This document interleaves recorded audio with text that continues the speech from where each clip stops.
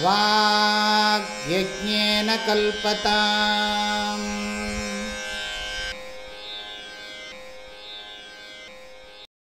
நித்யானந்த சுகம் பதம் சுவிமலம் பிராப்தும் சமீஹாயுதாः சர்வே ஜன்மப்ருதः சதா வ்யசனினः.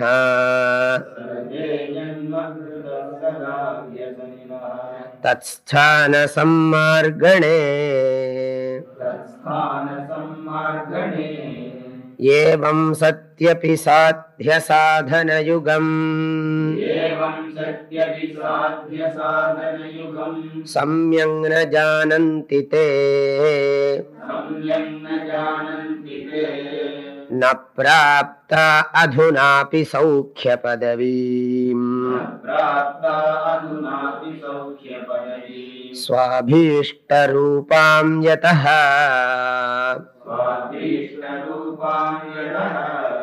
தத்ப்ராப்த்யை பிரபு சம்மிதாபி கிருபயா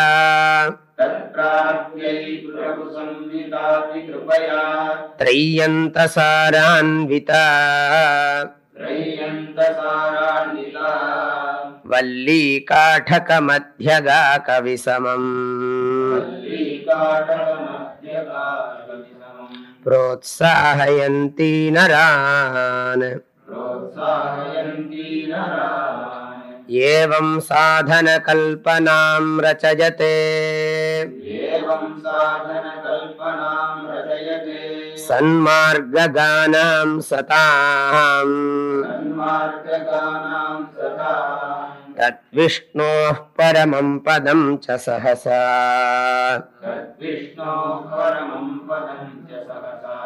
கந்தும் மனீஷாவதாம்.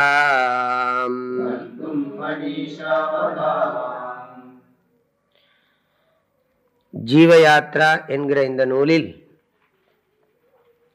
வேதங்களுடைய கருத்துக்கள் எல்லாம் சுருக்கமாக சொல்லப்பட்டிருக்கிறது. முதல் ஸ்லோகம் எல்லோரும் விரும்புவது நிலையான சுகம். அதற்குத்தான் எல்லோரும் முயற்சி பண்ணுகிறார்கள்.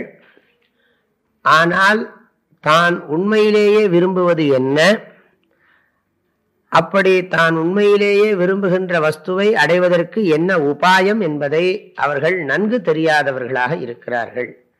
அதனால்தான் எத்தனையோ காலமாக பாடுபட்டும் கூட அவர்கள் உண்மையான அந்த சந்தோஷத்தை அடையாததிலிருந்து இந்த விஷயம் நமக்கு விளங்க வருகிறது அப்படின்னு சொல்லி முதல் ஸ்லோகத்தில் சொன்னார். அப்போ முதல் ஸ்லோகம் என்ன சொல்லுகிறது? சாத்தியம் சுவிமலம் நித்யானந்த சுகந்தான் சாத்தியம் அப்படிங்கிறத சொல்லிடுச்சு. ஜனங்களுடைய லட்சியம் சுவிமலம் நித்யானந்த சுகம், அதுதான் லட்சியம்.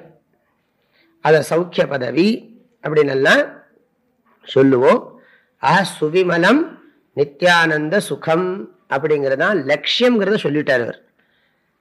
ஆனா அதுக்கு சாதனம் என்னன்னு சொல்லலை அவர், இங்க சொல்லலை. அதுக்கு தான் அடுத்த வரியில அடுத்த ஸ்லோகத்துல சொல்லுகிறார் அவர். தத் பிராப்தியை, தத் பிராப்தினா அந்த குறைவே இல்லாத நிலையான பேரின்ப சுகத்தை, பேரின்ப நிலையை அடைவதற்காக வேதாந்தத்தினுடைய சாரமாக இருக்கக்கூடிய கட்டோபனிஷத்துல இருக்கக்கூடிய மந்திரமானது அதற்கு ஆணையிடுவதற்கு தகுதி இருந்தாலும் கூட நண்பனை போன்று அது மனிதர்களை நல்ல விஷயத்திலே உற்சாகப்படுத்துகிறது. அதன் பொருட்டு கீழ்கண்ட ஒரு உருவகத்தை கற்பனை செய்து சொல்லுகிறது. சாதனையை ஒரு அழகான உருவகத்தின் மூலம் நல்ல வழியிலே செல்லுகின்ற நல்லோர்களுக்கும் அறிவாளிகளுக்கும் உடனே அந்த பரமபதத்தை, அந்த விஷ்ணுவின் பரமபதம் என்று சொல்லப்படுகிற அந்த நித்யானந்த சுகத்தை அடைவதற்கு இந்த ஒரு உருவகத்தை சொல்லி இருக்கிறது அப்படின்னு அடுத்த ஸ்லோகத்துக்கு இன்ட்ரோடக்ஷன் கொடுக்கிறார். மூணாவது ஸ்லோகத்துக்கு ஒரு முகவுரை மாதிரி இந்த 2வது ஸ்லோகத்தினுடைய 3வது வரியும் 4வது வரியும் அமைஞ்சிருக்கு. இந்த அடுத்த ஸ்லோகத்துல சொல்ல போற இந்த உருவகத்தை அது சொல்லியிருக்குன்னு சொல்லி அந்த 2வது ஸ்லோகம் சொல்லியிருக்கு. இப்போ என்ன, முதல் ஸ்லோகத்தினுடைய சாரம் என்னன்னா, எல்லோரும் விரும்புவது குறைவே இல்லாத முழுமையான நிறைவுதான், சந்தோஷம்தான் அப்படிங்கிற முதல் ஸ்லோகம். 2வது மந்திர ஸ்லோகம் என்ன சொல்லுகிறதுனா, அதற்கு கட்டோபனிஷத்திலே நல்ல ஒரு வழி சொல்லப்பட்டிருக்கிறது. முதல் ஸ்லோகம் சாத்தியத்தை சொல்லுகிறது, 2வது ஸ்லோகம் சாதனத்தை சொல்லுகிறது. சாதனத்தை உபதேசிச்சிருக்கிற கிரந்தத்தை சொல்லுது. இதுக்கு வேதாந்த சாரமா இருக்கக்கூடிய இந்த மந்திரம் ஒரு வழியை சொல்லி கொடுத்திருக்கிறதுன்னு அந்த சாத்திய சாதன ஞானத்தை கொடுக்கக்கூடிய ஒரு கிரந்தத்தை அறிமுகப்படுத்துறார். எது சாத்தியம் எது சாதனம் அப்படிங்கிற அறிவை நமக்கு எது கொடுக்குது. ஆகையினால ஜனங்களுக்கு சுயமாக சாத்தியம் எது சாதனம் எதுன்னு தெரியல. சுயமாக சாத்தியம் எது சாதனம் எதுன்னு தெரியாததுனால அவங்களுக்கு உபனிஷத்தை வழி சொல்லி கொடுக்கிறது. இதுதான்ப்பா உன் சாத்தியம், அதுக்கு இதுதான்ப்பா உனக்கு சாதனம் அப்படின்னு உபனிஷத்தே வழி சொல்லி கொடுக்கிறதுன்னு சொல்றார் இந்த 2வது ஸ்லோகம். 3வது ஸ்லோகம் அந்த உபனிஷத்து மந்திரத்தையே ஸ்லோக ரூபமா இவர் மாத்துறார். இந்த உபனிஷத்து மந்திரத்தையே அந்த கட்டோபனிஷத்துல என்ன மந்திரம் சொல்லியிருக்கோ அந்த மந்திரத்தை இவர் கொஞ்சம் ரீஅரேஞ்ச் பண்ணி ஒரு ஸ்லோகமா ஃபார்ம் பண்றார். அதுதான் அடுத்த ஸ்லோகம். ஸ்லோகத்தை படிக்கலாம். ஆத்மானம் ரதினம் பிரவீதி நிகமஹ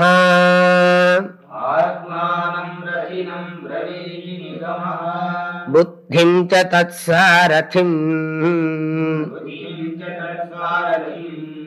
தேஹம் ஸ்யந்தனமிந்திரியாணி துரகான் சப்தாதி தத்கோச்சரம் சேதः பிரக்ரஹமாதரேண யயிமான் வஷ்யாம் ஸ்தனோத்யாத்மவான்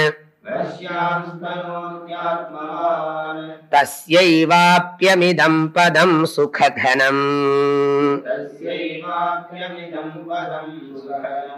பாரம்பரம் ஹ்யத்வனஹ.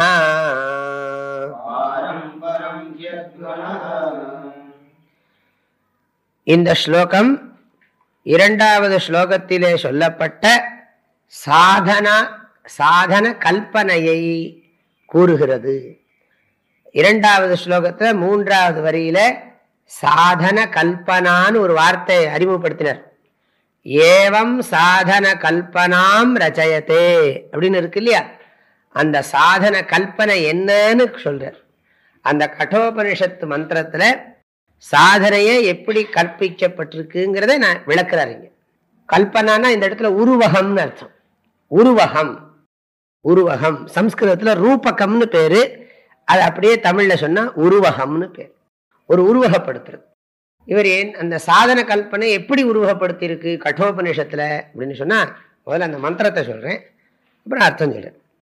ஆத்மானம் ரதினம் வித்தி ஷரீரம் ரதமேவது புத்திம் து சாரதிம் வித்தி மனః பிரக்ரஹமேவ ச இந்திரியாணி ஹயானாஹு விஷயாம்ஸ்தேஷு கோச்சரான் ஆத்மேந்திரியமனோயுக்தம் போக்தேத்யாஹுர்மனீஷிணः யஸ்து விஜ்ஞானவான் பவதி சமனஸ்கஸ் சதா சுசிः சஹ தத்பதமாப்னோதி சம்சாரத்தை கடக்கிறான். அப்படி இந்த மாதிரி ஒரு வாக்கியங்கள்லாம் இருக்கு. மந்திரம் பூர்ணமா சொல்லல, முதல்ல சொன்ன மந்திரம் பூர்ணமா இருந்தது. ஆனா அந்த கருத்தெல்லாம் மனசுல வச்சு ஒரு 2-3 மந்திரத்தை எல்லாம் வச்சுக்கிட்டு இந்த ஒரு ஸ்லோகத்துல கொண்டு வர்றாரு.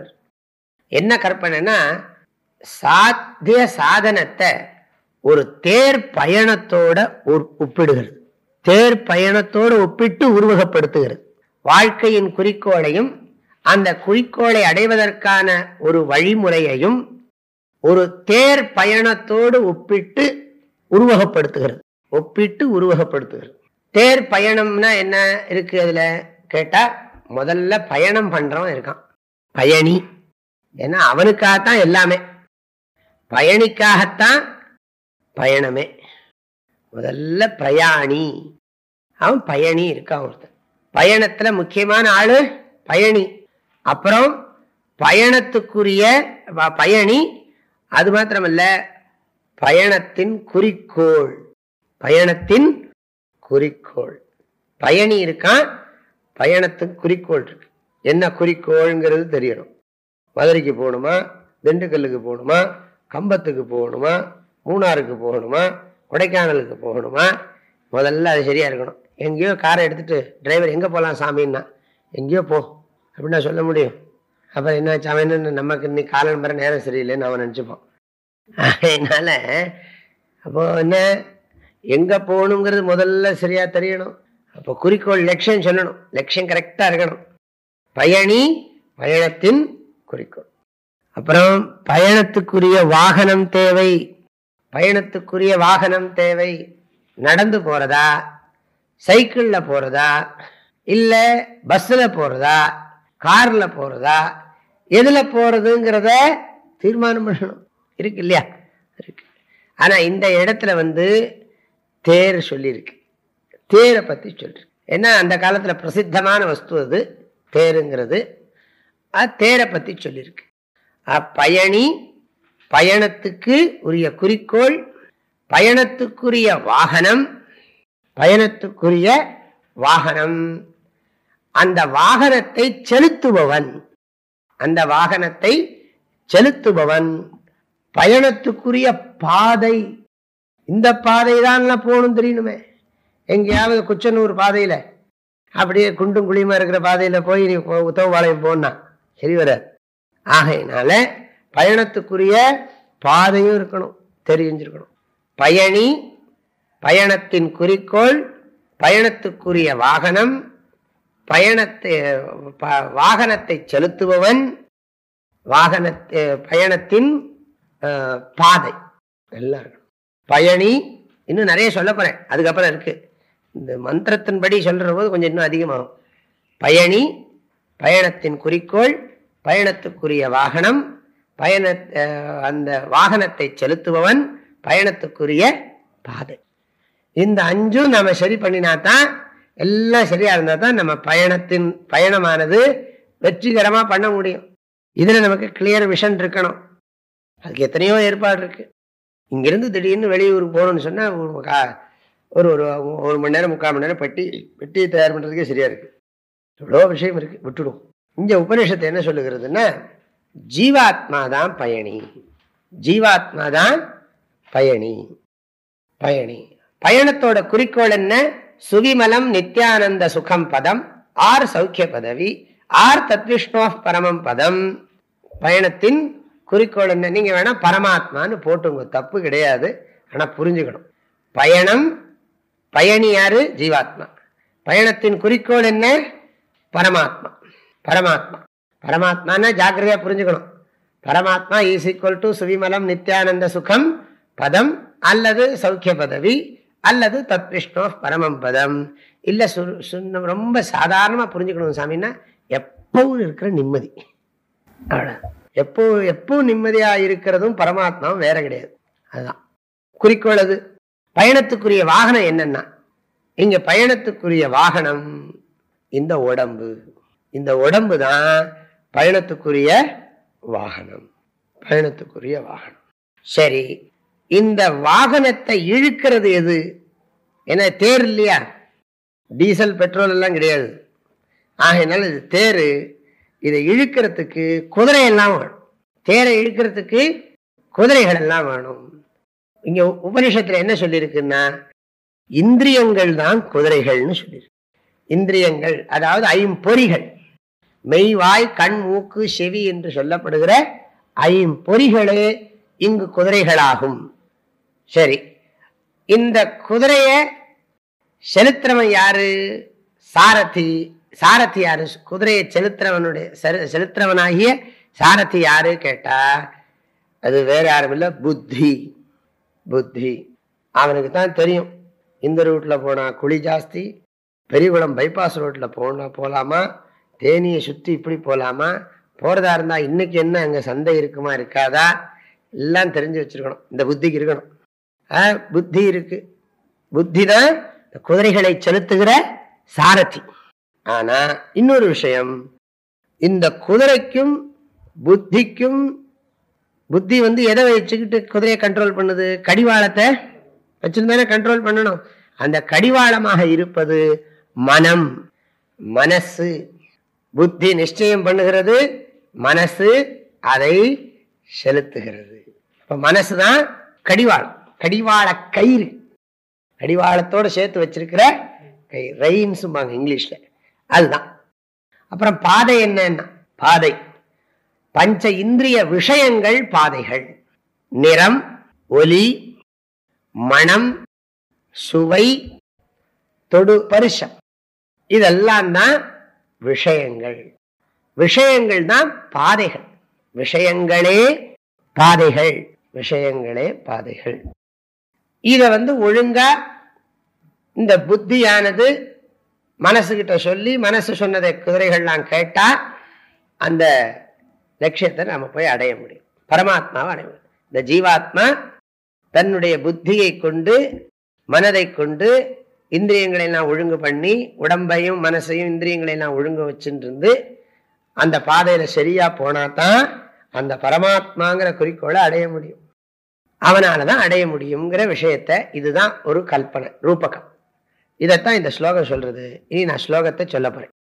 இந்த ஸ்லோகத்துல அங்கங்க வார்த்தையெல்லாம் மாத்தி போடுவேன் அன்வயத்துக்கு. இந்த பாருங்க, முதல் வரியில நிகமஹான்னு இருக்கு பாருங்க. நிகமஹா, நிகமஹான்னு சொன்னா வேதம், கட்டோபனிஷத்துன்னு அர்த்தம்.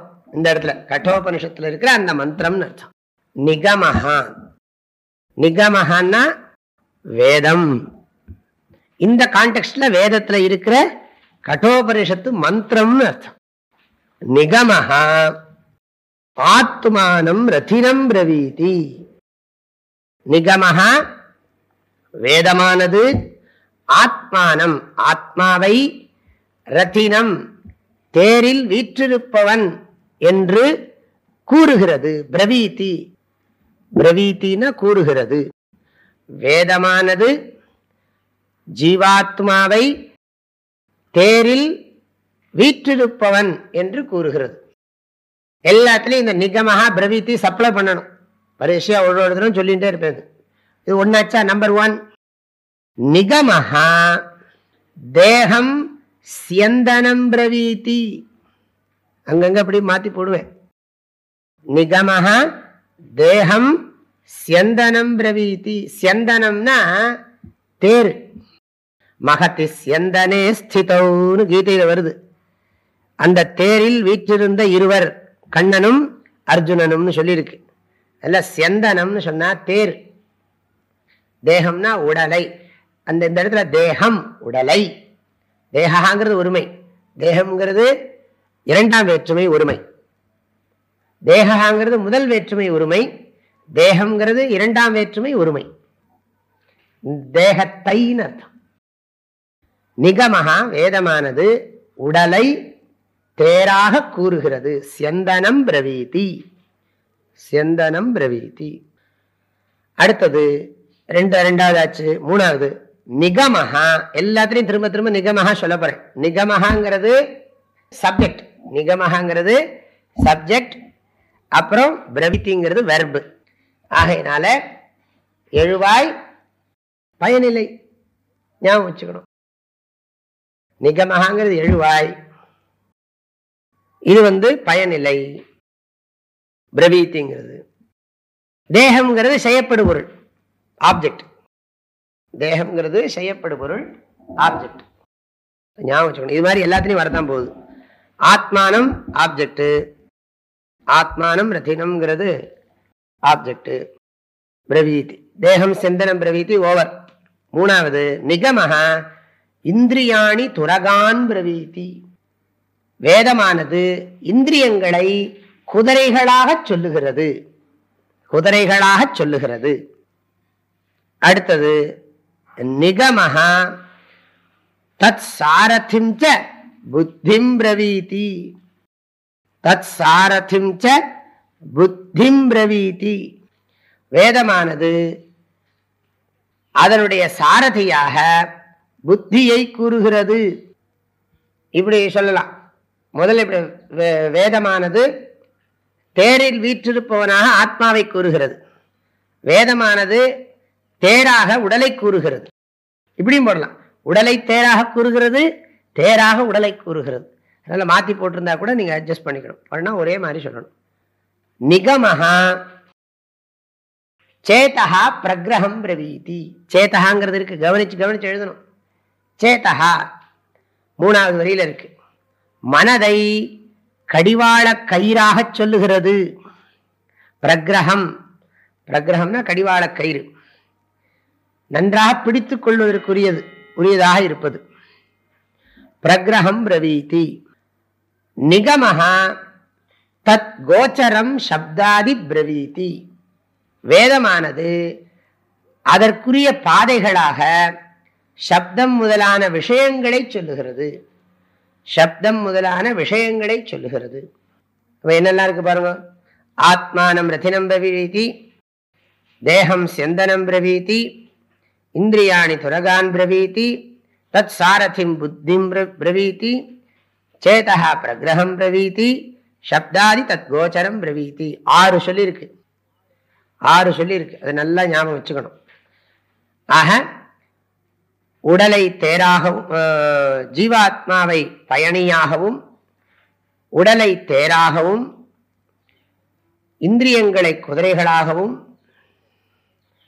தேரோட்டியாக புத்தியையும், கடிவாள கயிறாக மனதையும், அதன் பாதைகளாக விஷயங்களையும், சப்தம் முதலான விஷயங்களையும்.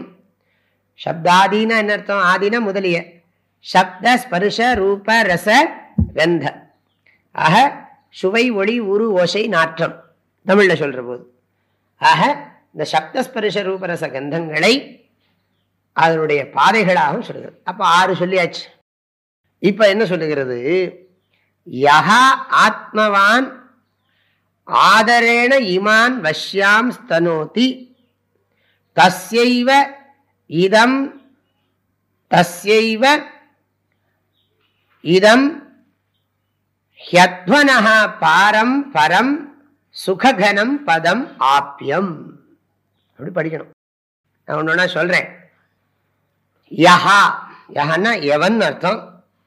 ஆத்மவான், ஆத்மவான்னா ஒரு உறுதியான கொள்கை உள்ளவன், லட்சியம் உள்ளவன். அவர் அதாவது ரொம்ப ரொம்ப ஜாக்கிரதையா இருக்க விரும்புறவன், தன்னை நன்றாக கட்டுப்படுத்தி இருக்கிறவன் அர்த்தம். ஆத்மவான், ஆத்மவான் சொன்னா ஒரு தெளிவான ஒரு பார்வையும், அதுக்கு இப்படித்தான் நடக்கணுங்கிற ஒரு திருடமான எண்ணமும் உள்ளவனுக்கு ஆத்மவான்னு பேர். கேர்ஃபுல் பர்சன் சொல்லலாம். எப்பவுமே அலர்ட்ஃபுல் பர்சன், ரொம்ப ஜாக்கிரதையா இருக்கிறவன் அர்த்தம். வாழ்க்கையில எதுவும் தன்னை தாக்காம ரொம்ப அலர்ட்டா இருக்கிறவனுக்கு ஆத்மவான்னு பேர். அதாவது தன்னை கட்டுப்பாட்டுல வச்சிருக்கிறவன், உடம்பையும் மனசையும் புத்தியையும் தன்னோட கட்டுப்பாட்டுல வச்சிருக்கிறவன், அவனுக்கு பேர் ஆத்மவான். கீதையில கிருஷ்ணர் ஒரு இடத்துல சொல்லுறார், 2வது அத்தியாயத்துல, திரைகுண்ய விஷயா வேதாக நிஸ்திரைகுண்யோ பவார்ஜுன நிர்த்வந்தோ நித்திய சத்வஸ்தோ நிர்யோகக்ஷேம ஆத்மவான். வான்னு சொன்னா உடையவன் அர்த்தம். ஆத்மன்னா தான் அர்த்தம். தன்னை உடையவனாக இருக்கணும். தன்னை உடையவனாக இருக்கணும்னா என்ன அர்த்தம்? இந்த பாடி மைண்ட் எல்லாம் தன் கண்ட்ரோல்ல இருக்கணும் அப்படின்னு அர்த்தம். ஆத்மவான். சங்கராச்சாரியர் அப்பிரமத்தகாம்பர், ஆதிசங்கரர் அப்பிரமத்தகா. ஆத்மவான் பவன்னா அப்பிரமத்தோ பவ. அப்பிரமத்தோ பவன் அர்த்தம் ஜாக்கிரதையா இரு. ஆத்மவான் பவன்னா எப்போ ஜாக்கிரதையா வச்சுக்கோங்க, விழிப்போடு, விழிப்புணர்வோடு இருப்பது. ஆத்மவான் இமான் வஷ்யாம் ஸ்தனோதி, இவைகளை வசப்படுத்துகிறானோ. இவைகளை என்ன அர்த்தம்? இந்த தேர, இந்த குதிரைகளை, இந்த விஷயங்களை, இந்த மனச, இந்த புத்தி, இதெல்லாம் வசப்படுத்துகிறானோ. விஷயங்களேங்கிறது விட்டுடலாம், நீங்க பாக்கி எல்லாத்தையும் எடுத்துக்கணும். அதாவது ஆத்மானம்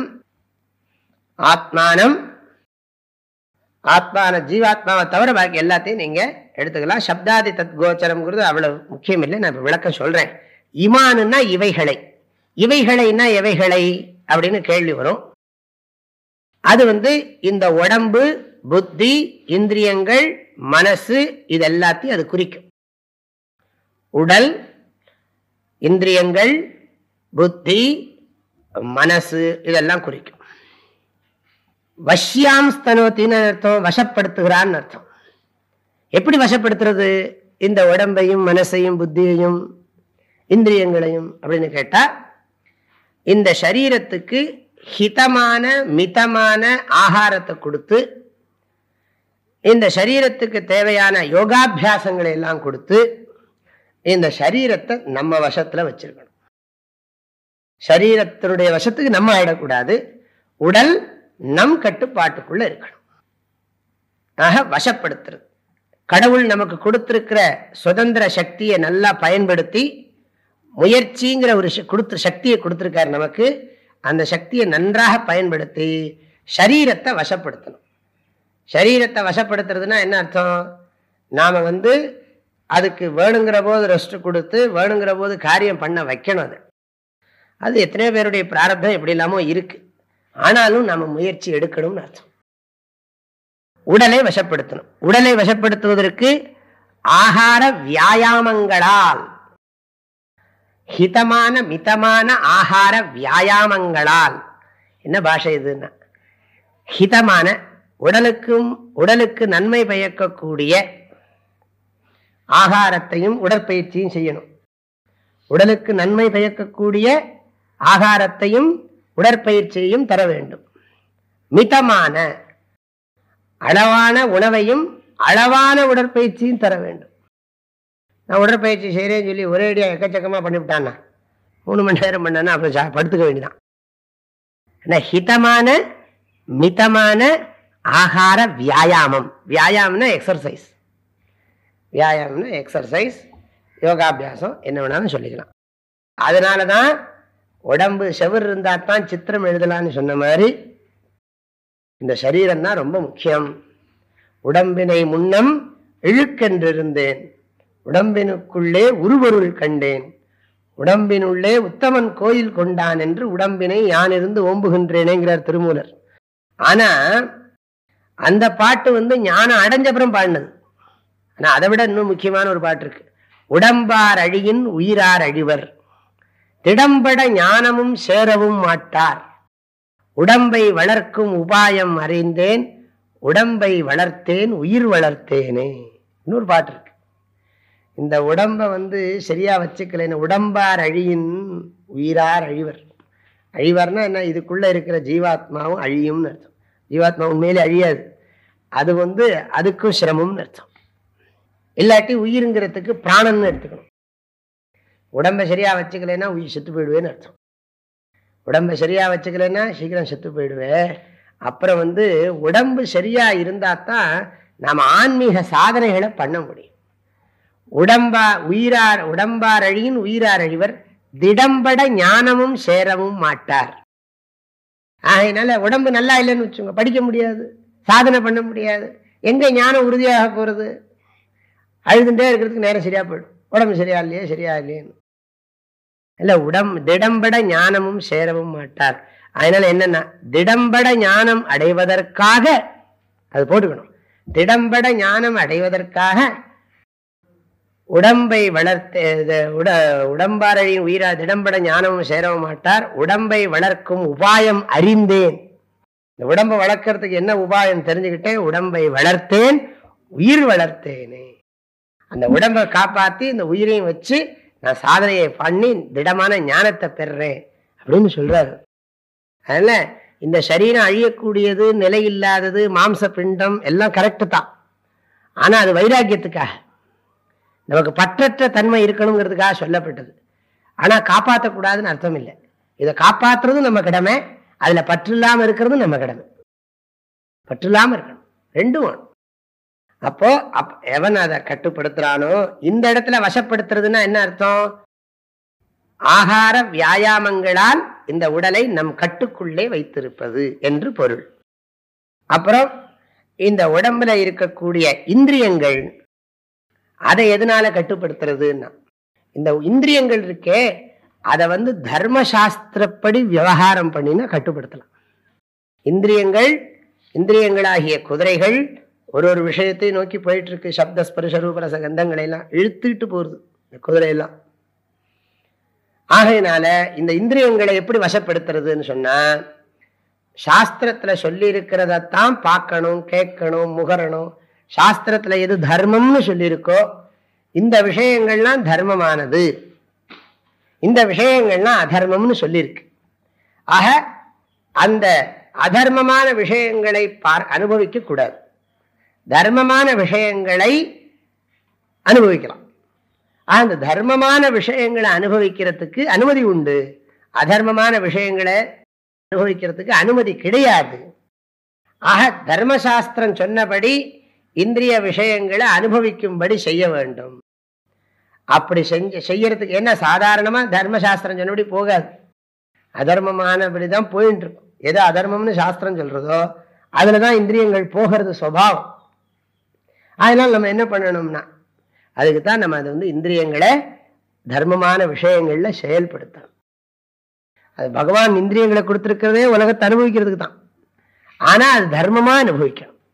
அப்ப தர்மமா அனுபவிச்சா அது நம்ம கண்ட்ரோல்ல இருக்கு, அதர்மமா அனுபவிச்சவன அது நம்ம கண்ட்ரோல்ல இல்லை. அது கண் போன போக்கிலே போறது இல்லையா, கண்ணு போறது, மூக்கு போறது, காது போறது, எங்க வேணாலும் எழுத்துட்டே போறது. ஆகையினால இந்திரியாணி, இந்திரியங்களை வசப்படுத்துறதுங்கிறது என்ன, அதுக்கு பேரு சம்ஸ்கிருதத்துல தமஹான்னு பேரு, தமிழ்ல புலனடக்கம்னு போயிருது. ஒருமையுள் ஆமை போல் ஐந்தடக்கல் எழுமையும் ஏமாப்புடைத்து. ஆமையை மாதிரி நாம நன்றாக அதை அடக்க தெரிஞ்சுக்கணும். ஆமை ஆபத்து வரும்போது எல்லாத்தையும் உள்ள இழுத்துக்கிறது, ஓட்டுக்குள்ளதான் உட்காந்துருக்கு. அது மேல நீங்க பெரிய பாறாங்கல்ல போட்டா கூட ஒன்னும் ஆகிறது இல்லை. அது மாதிரி நாமளும் என்ன பண்ணணும், அதர்மமான விஷயங்களை வரும்போது உள்ள இழுத்துக்கணும். விவேகம்ங்கிற ஓடுக்குள்ள இழுத்துக்கணும். இந்த விவேகம்ங்கிறதான் ஓடு, சரியான விவேகம். இதெல்லாம் நிம்மதியை கெடுத்துடும் அப்படிங்கிறதுக்காக வேண்டி அதை உள்ள இழுத்துட்டோம்னா அந்த விவேகம்ங்கிற ஓட்டு மேல என்னதான் விஷயங்கள் வந்தாலும், விஷயங்கள் விழுந்தாலும் ஒன்றும் ஆகாது. ஆகையினால இந்திரியங்களை புலனடக்க பயிற்சியால் வசப்படுத்த வேண்டும், புலனடக்க பயிற்சியால் வசப்படுத்த வேண்டும். உடலை சொல்லியாச்சு, உடலை எப்படி வசப்படுத்துறது சொல்லியாச்சு, இந்திரியங்களை எப்படி வசப்படுத்துறதுன்னு சொல்லியாச்சு. மூணாவதாக இந்திரியங்கள் மனசை எப்படி வசப்படுத்துறது, இந்த கடிவாள் புத்தி மனசு இருக்கு இல்லையா, இந்த மனசை எப்படி வசப்படுத்துறதுன்னு சொன்னா, மனசுக்கு ஈஸ்வர தியானம் அப்படிங்கிற ஒன்றை நன்றாக பண்ணி மனசை வசப்படுத்தும். இதுக்கு சம்ஸ்கிருதத்துல சமஹான்னு பேரு. சமஹான்னு சொன்னா உபாசனை, சமஹான்னு சொன்னா மனசை கட்டுப்படுத்துறதுன்னு அர்த்தம். இந்த இந்திரிய விஷயங்கள்ல இருக்கக்கூடிய தோஷங்களை எல்லாம் நினைச்சு அதுக்கு மனசை கட்டுப்படுத்தணும். ஆனா சமஹாங்கிறது இந்த கான்டெக்ட்ல நீங்க புரிஞ்சு, மனசை கட்டுப்படுத்துறதுங்கிறது ஈஸ்வரனை தியானம் பண்றதுனால, சகுண பிரம்ம தியானம் பண்ணினா மனசு கட்டுப்பாட்டுக்கு இருக்கும். ஏன்னா மனசுனுடைய சுபாவமே அலப்பாயிறது தான் அதனுடைய சுபாவம். ஆனா நம்ம சகுண பிரம்ம தியானத்தை நல்லா பண்ணினா, நல்ல ஸ்ரத்தையோட பக்தியோட உறுதியா பண்ணினா, சீரியஸா பண்ணினா அது பெரும்பாலும் கட்டுப்பாட்டுக்கு வந்துடும். ஒரு சின்னது இருக்கலாமே தவிர 95% அது நம்ம கண்ட்ரோலுக்கு வந்துடும். ஒரு 5% போனா போறது அதை விடுவோம், அவ்வளவுதான். அதனால அது வசத்துக்கு கொண்டு வந்துடணும். இப்ப 5% தான் நம்ம வசத்துல இருக்கு, 95% அதோட வசத்துல இருந்தா சரி வராது இல்லையா. ஆனா நம்ம சாதனைகள் எல்லாம் பண்ணினோம்னா, ஜபம் பண்றது இதெல்லாம் நம்ம தியானம் பண்றது, இதெல்லாம் மனசை கட்டுப்பாட்டுக்கு கொண்டு வரும். அடுத்தபடியாக புத்தியை எப்படி வசப்படுத்துவதுன்னு கேட்டா, தர்மசாஸ்திர ஞானத்தை கொடுத்து, விவேகத்தை கொடுத்து புத்தியை வசப்படுத்தணும். புத்தி என்னெல்லாமோ நியாயம் சொல்லும். அதனால என்ன, அவங்க அப்படி சொன்னிக்கலையா, இப்படி பண்ணிக்கலையா, நம்ம புத்தியை நம்மளை ஏமாத்தும். அதில் புத்தியை எப்படி வசப்படுத்துறதுன்னா, நம்ம புத்தியே அநியாயத்தை நியாயமா சொல்லும். அதில் அந்த புத்தியை சாஸ்திர ஞானத்தை, அதுவும் ஸ்பெஷலா தர்மசாஸ்திர ஞானத்தை கொடுத்து விவேகத்தை கட்டுப்படுத்தணும். தர்மசாஸ்திரப்படி ஞானப்படி நடக்கணும்னு, ஆனா இந்த இடத்துல புத்தியை எப்படி விவேகத்தை கொடுத்து புத்தியை கட்டுப்படுத்தும். விவேகத்தினால் புத்தியை வசப்படுத்த வேண்டும். சகுண பிரம்ம தியானத்தால் மனதை வசப்படுத்த வேண்டும். தர்மசாஸ்திரப்படி உலகத்தை அனுபவிப்பதன் மூலம் இந்திரியங்களை வசப்படுத்த வேண்டும். உணவையும் உடற்பயிற்சியையும் முறையாக கொடுப்பதன் மூலம் உடலை வசப்படுத்த வேண்டும். அப்போ விஷயங்கள்லாம் அதனுடைய பாதைகள்னு சொல்லியிருக்கிறதுனால இந்திரியங்களோட அது ஜாயிண்ட் ஆயிடுது. விஷயங்களை எல்லாத்துலேயும் அந்த ஹிதம் மிதம் வேணும். ஹிதம் மிதம் வேணும். ரொம்பவும் போட்டு இது பண்ணிக்கப்படாது. திடீர்னு ரொம்ப கடுமையாக நான் தபஸ் பண்ணுறேன்னு சொல்லி கஷ்டப்படுத்திக்கப்படாது. அது அளவாக தபஸ் யதாசாஸ்திரம் வருஷங்கிறது. ரொம்ப ரொம்ப ஹார்டெல்லாம் பண்ணினா தாங்காது, சரீரம் தாங்காது, லைஃபே வீணா போனாலும் போயிடும். ரொம்ப யதாசாஸ்திரமாக அதெல்லாம் வசப்படுத்துறோம். சொல்ல போனால் நல்ல முறையில் வாழ்கிறதுக்கு அமைப்பை ஏற்படுத்திட்டாச்சுன்னா எல்லாம் ஆட்டோமேட்டிக்காக வசமாயிடும். யஹா இமான் வஷ்யாம் ஸ்தனோதி. அது மாத்திரம் இல்லை, இதெல்லாம் சேர்ந்து வேலை செய்யணும். அத்தனையும் சேர்ந்து, எனக்கு புத்தி சரியா இருக்கு, மனசு சரியா இருக்கு, இந்திரியங்களும் சரியா இருக்கு, ஆனால் உடம்பு தான் எல்லாம் தகராறு பண்ணக்கூடாது. எல்லாம் யுக்தத்துவம்னு பேர். காரில் வீலும் சரியா இருக்கணும், ஸ்டீரிங்கும் சரியா இருக்கணும், ஆக்சலேட்டர் சரியா இருக்கணும், எல்லாம் சரியா இருக்கணும். அவனுக்கும் ஓட்டுறவனுக்கும் புத்தி சரியா இருக்கணும். இத்தனையும் சரியா இருந்தா தான் வண்டி சரியா போகும். அதில் எல்லாம் கம்பைண்டா ஒர்க் பண்ணும். எப்படி ஒரு சங்கீத கச்சேரின்னு சொன்னா தம்பூரா ஸ்ருதியும் அந்த மிருதங்க ஸ்ருதியும் வயலின் ஸ்ருதியும் இந்த பாடகனுடைய ஸ்ருதியும் ஒன்னா இருக்கணும். எங்கேயாவது ஒரு ஸ்ருதி அபஸ்ருதி கிளம்பிச்சுன்னா போச்சு, ஈன்னு இழுத்துனா போச்சு, சங்கீதமே கெட்டு போயிடும். அதில் ஒரே மாதிரி இருக்கணும். அந்த முதல்ல தம்புரா, அதுக்கு தான் ஸ்ருதி போடுறது. இந்த ஸ்ருதி அப்படியே இருக்கணும். அதுதான் அந்த இடையோடி கொண்டு இருக்கிற ஒரு இது, ஒரு ஒழுங்குபாடு. அந்த ஸ்ருதி இருக்கணும். அந்த ஸ்ருதி இருந்த அந்த மிருதங்கம் தட்டி தட்டி பார்ப்பான், அந்த ஸ்ருதியோட சரியா இருக்கான்னு. இப்படி தட்டி தட்டி அந்த டைன் டைன்னு சத்தம் வரும், அதோட ஜாயின் பண்ணுதான்னு பார்ப்பான். அப்புறம் அந்த வயலின் இருக்கே, அவரும் கரெக்டாக அதுக்கு தகுந்த மாதிரி ஸ்ருதி பிடிப்பார். அப்புறம் இவரும் அந்த ஸ்ருதிக்கு தான் கொண்டு போகணும். இதுக்கு பேர் தான், இதெல்லாம் ஒன்னா சேர்ந்து வரணும். இவர் எந்த ராகத்தில் பாடுறாரோ அதே ராகத்தில் வயலின் வாசிக்கணும், அதுக்கு தகுந்த தாளத்தில் தான் இவன் மிருதங்கம் வாசிக்கணும். கொஞ்சம் ஏமாந்ததுன்னா கச்சேரி அவங்க பண்ணலாம், கேட்கறதுக்கு ஆள் இருக்காது. நீங்கள் பாடினால் நாங்கள் ஓடுவோம் தான், போக வேண்டியதான், முடியாது. அப்போ இதே மாதிரி இதெல்லாம் சேர்ந்து கோஆர்டினேஷன், அது சேர்ந்து ஒர்க் பண்ணணும். அது பேர் யுக்தத்துவம்னு பேர். யுக்தத்துவம்னு பேர். அந்த யுக்தத்துவம் இருந்ததுன்னா தான் எல்லாத்தையும் வசப்படுத்தணும், எல்லாம் ஒரே நேரத்தில் நமக்கு ஹெல்ப் பண்ணணும். அப்பதான் என்ன இது பண்ண முடியும்? அத்வனஹா பரம்பாரம் சுககணம் பதம் ஆப்யம். தஸ்யைவ, இந்த தஸ்யைவன் இருக்கே, அவனால்தான். எவனால்தான்? உடலையும் உள்ளத்தையும் எல்லாவற்றையும் எவன் தன்வசத்திலே வைத்திருக்கிறானோ அவனால்தான். தஸ்ய ஏவ, அவனால்தான், அவனுக்கு மாத்திரம்தான் அப்படின்னு அழுத்தமா சொல்றது. ஏவன்னா என்ன அர்த்தம்? தேற்றேகாரம் பாங்க தமிழ்ல. தேற்றேகாரம், உலகு ஆதிபகவன் முதற்றே. முதல் அப்படின்னு போடக்கூடாதா? அகர முதல எழுத்தெல்லாம் ஆதிபகவன் முதல். முதல் ஏன் முதற்றேன்னு போடணும்னா, அந்த ஏ போட்டாத்தான் கடவுள் தான் பான்னு அர்த்தம். உலகு ஆதிபகவன் முதல் ட்ரே, அது சந்தேகமே கிடையாது. அந்த ஏகாரம் சத்தியமேவ ஜெயத்தே, அந்த ஏவ போடுறோம் இல்லையா, அதுக்கு ஒரு அழுத்தம் இருக்கு. சத்தியம்தான் ஜெயிக்கும். அது மாதிரி பகவான் தான் உலகத்துக்கு முதல் காரணம் அப்படிங்கிறது அழுத்தம். அது மாதிரி இங்கே என்ன சொல்றாரு? இதெல்லாம் எவன் கண்ட்ரோல் பண்றானா அவனுக்குத்தான். தஸ்ய ஏவ, அவனுக்குத்தான். இதம் பதம் ஆப்யம், இந்த பதத்தை, இந்த குறிக்கோளை அடைய முடியும். இந்த குறிக்கோள் என்ன? திரும்ப திரும்ப அவர் ஒரு வார்த்தையை யூஸ் பண்ற, மாத்தி மாத்தி போடுறார். சுவிமலம் நித்யானந்த சுகம் பதம்னர், சௌக்கிய பதவியினர், தத்விஷ்ணோ பரமம் பதம்னர். அப்படி சொன்னவர் இப்ப இன்னொரு வார்த்தை சொல்றார், அத்வனஹா பரம் பாரம். அத்வனஹான்னு சொன்னா பாதையினுடைய அப்படின்னு அர்த்தம். அத்வனஹா, நடு அத்வானத்துல விட்டுட்டு போயிட்டான் யாவன் அப்படிங்கிறாங்கல்ல. நடு அத்வானத்துல விட்டுட்டு போயிட்டான்னு அர்த்தம், நடு பாதையில விட்டுட்டு போயிட்டான்னு அர்த்தம். அத்வனஹான்னா பாதைன்னு அர்த்தம். அத்வனஹான்னா பாதை. அத்வனஹா பரம்பாரம்.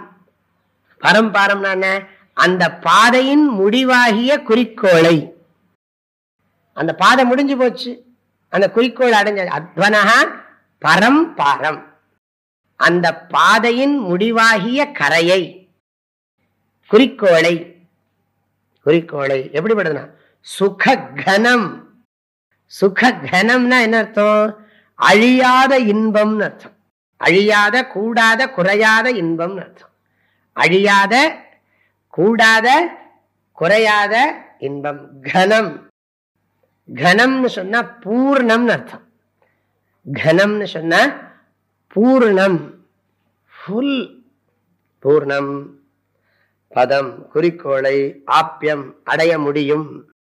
இதுல ஒரு வார்த்தை உங்களுக்கு என்னன்னு தெரிஞ்சிருக்காது, ஹ்யத்வனஹான்னு இருக்கு. அதைத்தான் நான் பிரிச்சு ஹி அத்வனஹான்னு பிரிச்சிருக்கேன். ஹீன்னு சொன்னா இன்னும் அழுத்தமா நிச்சயமாக அர்த்தம். ஹீக்கெல்லாம் சாதாரணமா மீனிங் உண்டு, மீனிங் இல்லாம இருக்கும் சார் நிறைய சமயம். இல்லை, இந்த இடத்துல என்னன்னா நிச்சயமாக. ஏவ சொல்லியாச்சு, ஏவ சொன்னாலும் இன்னும் அதுக்கு இன்னும் அழுத்தம் கொடுக்கறதுக்காக வேண்டி ஹி பதப்பிரயோகம், ஹீங்கிற ஒரு பதத்தை பிரயோகம் பண்ணிருக்கு.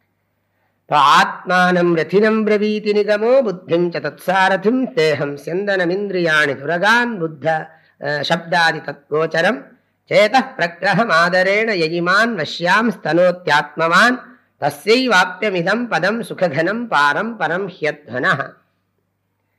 ஆக நீங்க வரிசையா எழுதிக்க வேண்டியதான். வேதமானது உடலை தேராக சொல்லுகிறது. வேதமானது ஆத்மாவை தேரிலே வீற்றிருப்பவனாக சொல்லுகிறது. வேதமானது இந்திரியங்களை குதிரைகளாக சொல்லுகிறது. வேதமானது புத்தியை அதனுடைய தேரோட்டியாக சொல்லுகிறது, தேரோட்டியாக சொல்லுகிறது. வேதமானது மனதை கடிவாள கயிறாக சொல்லுகிறது.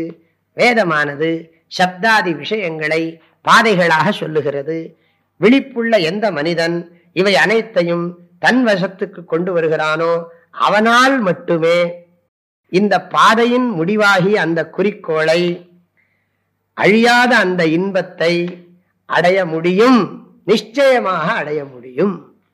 அவனால் தான் நிச்சயமாக அடைய முடியும். அப்படிங்கிறது இந்த 3வது ஸ்லோகத்தினுடைய தாத்பரியம்.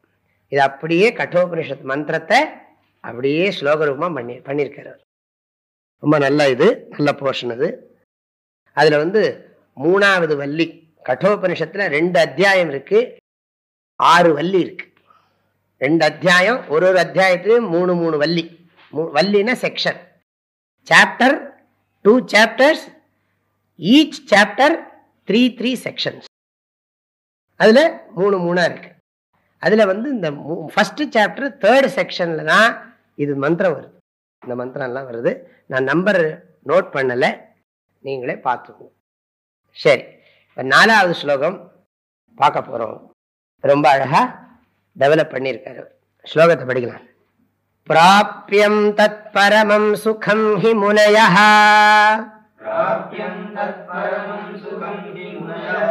மோக்ஷம் சமாசக்ஷதே ஜீவேஷான ஜகத் விசேஷரஹிதம் ஞானைக சாத்யம் த்ருவம் ஏனாத்மன்யதிரோஹித ஸ்வமஹிமா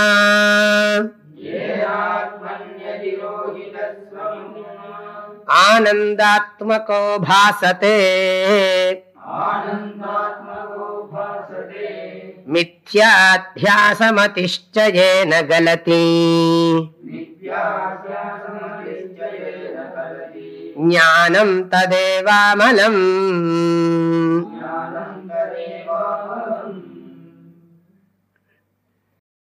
இப்போ இந்த ஸ்லோகத்துல ஒரு முக்கியமான விஷயத்தை சொல்லுகிறார். இப்ப சொன்ன சாதனைகள் எல்லாம் நம்ம நிறைய சொன்னோம். இந்த சாதனை பண்ணணும் அந்த சாதனை பண்ணணும் தான் சொன்னோம். ஆனா உண்மையிலேயே முக்கியமா எல்லாரும் ஒரு விஷயத்தை ஞாபகம் வச்சுக்கணும். இது உண்மையிலேயே ஒரு இடத்திலிருந்து ஒரு இடத்துக்கு போற பயணம் அல்ல அப்படின்னு சொல்றார். ஒரு இடத்திலிருந்து மற்றொரு இடத்துக்கு போற பயணம் கிடையாது. சாதாரணமா எல்லாரும் என்ன சொல்லுவாங்க, ஜீவாத்மா பரமாத்மாவை விட்டு பிரிந்து நெகுதூரம் வந்து விட்டான், அவன் மீண்டும் நீண்ட நாள் பயணம் செய்துதான் அந்த பரமாத்மாவை அடைய வேண்டும் அப்படின்னு சாதாரணமா சொல்லுவாங்க எல்லாரும். ஆனா நாம் எல்லோரும் இறைவனிடமிருந்து பிரிந்து வந்து விட்டோம், மீண்டும் இறைவனை நோக்கி போய் சேர வேண்டும், மேல வேற பார்ப்போம். அதெல்லாம் கிடையாதுங்கிறார். இறைவனை விட்டு நாம ஒரு நாளும் பிரியவே கிடையாது. இறைவனை விட்டு நாம் ஒரு பொழுதும் பிரியவே கிடையாது. பிரிஞ்சதாக நினைச்சுக்கிட்டு இருக்கோமே தவிர உண்மையிலேயே அக்கிரம அநியாயம் பண்றவனும் இறைவனோடு சேர்ந்துதான் இருக்கான், நியாயமாகவும் நேர்மையா இருக்கிறவனும் இறைவனோட சேர்ந்துதான் இருக்கான். யாரும் இறைவனை விட்டு ஒரு நாளும் பிரியவே முடியாது. அப்படி பிரிஞ்சுதான் நினைச்சிட்டு இருக்கிறதெல்லாம் புத்தி சரியில்லைன்னு அர்த்தம். சும்மா ஏதோ புரியறதுக்காக சில உபதேசத்துக்காக அப்படி சொல்றோமே தவிர ஒண்ணும் கிடையாது. இறைவன் நீ ஒரு அடி எடுத்து வைத்தால் கடவுள் 16 அடி எடுத்து வைக்கிறார். நிஜமாவா? அவ்வளவு தூரத்திலே இருக்கார் பகவான், எங்கேயோவா இருக்கார். அதெல்லாம் ஒரு புரியறதுக்காக. நீ முயற்சி பண்ணியானா உனக்கு கடவுள் வேகமா உனக்கு அனுகிரகம் பண்ணுவார்னு ஒரு அர்த்தம். அது அப்படியே நிஜமாவே ஒரு அடி எடுத்து வைக்கிறது, 18 அடி எடுத்து வைக்கிறது, 20 அடி எடுத்து வைக்கிறது நிஜமாவா? அது ஒரு விதமான ஒரு சொல்லாட்சி, ஒரு வகையான அது ஒரு பிரயோகம். உண்மையிலேயே கடவுள் இருந்துட்டே இருக்கார், கூடவே இருக்கார். 18 அடி 20 அடி 1 அடி 4 அடி எல்லாம் கிடையாது. அதனால நம்ம நல்லா முயற்சி ஒரு தடவை நம்ம கொஞ்சம் முயற்சி பண்ணாலே கடவுள் நமக்கு நிறைய அனுகிரகம் பண்ணுவார்னு அர்த்தம். அதுக்காக அப்படி சொல்றோம். அதனால இவர் இங்க என்ன சொல்றாருன்னா, அன்பனே உண்மையிலேயே இந்த பயணம் செயல்முறையிலான பயணம் என்று, இது அறிவுபூர்வமான பயணமாகும். இது அறிவுபூர்வமான பயணமே தவிர அஞ்ஞானத்திலிருந்து ஞானத்துக்கு செய்யற பயணமே தவிர இது உண்மையிலேயே கர்ம ரூபமான பயணம் அல்ல. இப்ப நம்ம நினைக்கலாம், இப்ப இங்கிருந்து கேதார்நாத்துக்கு போய் அடையிற மாதிரி இல்லை கடவுள் அடையிறதுங்கிறது. இல்லாட்டி தியானம் பண்ணி நான் கீழா இருக்கேன், தியானம் பண்ணி அந்த கடவுளை அடையிறேங்கிறதும் கிடையாது. தியானம் பண்ணியும் கடவுள் அடையிறதுங்கிறது கிடையாது. பரமாத்மாவை அடையிறார் ஜீவாத்மா.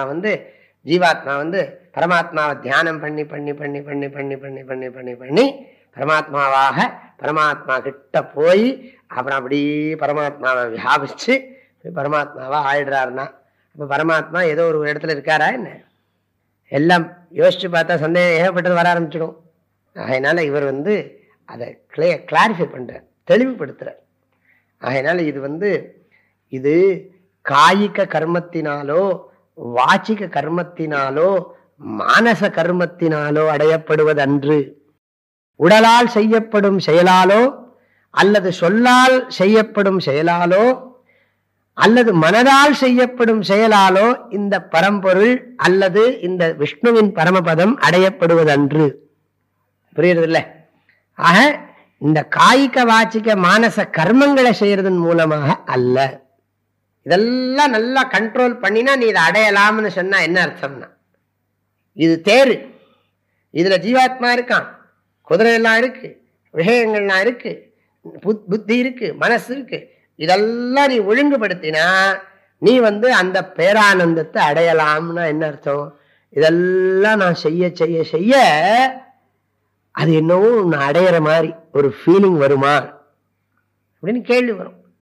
அதெல்லாம் அப்படி ஒன்றும் அடையறது இல்லை. அது இதெல்லாம் பண்ணினா நமக்கு உண்மையிலேயே நாம பரமாத்மஸ்வரூபங்கிற ஞானம் தான் கிடைக்கும். ஆகையினால இதை செய்யறதுனால என்ன கிடைக்கும்னா ஞானம்தான் கிடைக்கும். அந்த ஞானம் என்ன ஞானம்னா இப்பொழுதே இங்கேயே நீ ஆனந்தமாக இருக்கிறாய்ங்கிற ஞானம் தான் கிடைக்கும். எனக்கு துன்பமாக இருக்கிறது என்று சொல்லும் பொழுதும் நீ ஆனந்தமாகவே தான் இருக்கிறாய். அதான் ரொம்ப முக்கியமான கருத்து. நீ துன்பமாக இருக்கிறேன் என்று சொல்லும் பொழுதும் நீ ஆனந்தமாகத்தான் இருக்கிறாய். ஆனால் நீ என்ன நினைத்துக் கொண்டிருக்கிறாய்? நான் துன்பப்படுகிறேன் என்று நினைத்துக் கொண்டிருக்கிறாய். ஆகையினால துக்கம் அது வந்திருக்கிற சமாச்சாரம் போயிடும். ஆனந்தம் வர்றதும் இல்லை, ஆனந்தம் போறதும் இல்லை. இதெல்லாம் தான் கருத்து. அதுக்காக வேண்டி இந்த ஸ்லோகத்தை அவர் சொல்லுங்க. அதனால நம்ம நிறைய சாதனைகள்லாம் பண்ணினா அந்த கடவுளை அடைஞ்சுடுறோம் அப்படின்னு நினைக்கிறோம் பாருங்க. இல்லை, சாதனைகளை பண்ணிக்கிட்டு இருக்கிற போதும் கடவுளோடு தான் இருக்கும். சாதனை முடிஞ்ச பிறகும் கடவுள்கிட்ட தான் இருக்கும். சாதனையை தொடங்காத போதும் கடவுள்கிட்ட தான் இருக்கும். அதான் உண்மை. அப்பன்னா சாதனைகள்லாம் எதுக்குன்னா அந்த கடவுள் இருக்காருன்னு புரிஞ்சுக்கிறதுக்கு தான். ஆகையினால சாதனைகளை செய்யாத காலத்திலும், சாதனைகளை செய்கின்ற காலத்திலும், சாதனைகள் நிறைவேறிய காலத்திலும் இறைவன் நம்மை விட்டு ஒருபொழுதும் பிரியவே கிடையாது. நாம் அப்படி நினைத்து கொண்டிருக்கிறோம். அந்த நினைப்ப மாத்திரம்தான் வேலையை தவிர, நினைப்பத்தான் மாத்திரமே தவிர ஒன்னும் அடையறதுங்கிறது கிடையாது. மறந்தத மறந்து போனதை நீக்கிட்டு நினைக்கிறோம், அவ்வளவுதான். ஒருவன் கனவுல இருந்து விழிப்புக்கு வரான்னு வச்சுங்க, அத கவிதை நடையில சொல்லலாம். கனவிலிருந்து ஒருவன் விழிப்புக்கு பயணம் செய்கிறான் அப்படின்னு சொல்லலாம். நிஜமாவா? கனவிலிருந்து விழிப்புக்கு பயணமா நடக்குது இப்படிங்கிறான், அவ்வளவுதான். தூங்கி இப்படிங்கிறான், முடிச்சு பாக்குறான், அவ்வளவுதான். கனவிலிருந்து விழிப்புக்கு ஏது பயணம் நடந்தது? ஆனா கவிதை எழுதும் பொழுது அவன் கனவிலிருந்து விழிப்புக்கு பயணமானான். விழித்தவுடன் மலைகள் தோன்றின, நதிகள் காட்சி அளித்தன. கனவிலே கண்ட காட்சிக்கும் நனவிலே கண்ட காட்சிக்கும் வேறுபாடுகள் தென்பட்டன. இது எதனால் ஏற்பட்டது? பயணத்தால் ஏற்பட்டது. எப்படிப்பட்ட பயணம் சொல்ல முடியுமா? அப்ப இது பயணம்னு சொல்றதுனால நிஜமாவே பிரயாணம் கிடையாது. அதைத்தான் இதுல சொல்லுகிறார். அதை விளக்கமா நான் அப்புறம் சொல்றேன். அவர் என்ன சொல்றாருன்னா, அதுக்கு பேர் தான் மோட்சம். மோட்சம்னு எல்லாரும் சொல்றாங்க. எதுக்கு? இந்த ஆனந்தத்துக்கு பேர் தான் மோட்சம்னு பேரு சொல்றாங்க. அது ஞானத்தினால்தான் அடைய முடியும். அந்த ஞானம் எப்படிப்பட்டதுன்னா, இறைவன், உலகம், நான் என்கின்ற வேற்றுமை இல்லாத ஞானம், அது குறைவில்லாத ஞானம், குற்றமில்லாத ஞானம். அந்த ஞானத்தை நாம பெறணும் அப்படிங்கிறத அழகா இந்த 4வது ஸ்லோகத்துல சொல்றார். அத விளக்கமா அடுத்த வகுப்புல சொல்றேன். ஹரி ஓம். ஓம் பூர்ணமதః பூர்ணமிதம் பூர்ணாத் பூர்ணமுதச்யதே பூர்ணஸ்ய பூர்ணமாதாய பூர்ணமேவாவசிஷ்யதே. ஓம் சாந்தி சாந்தி சாந்தி. ஹரி ஓம். ஓம்.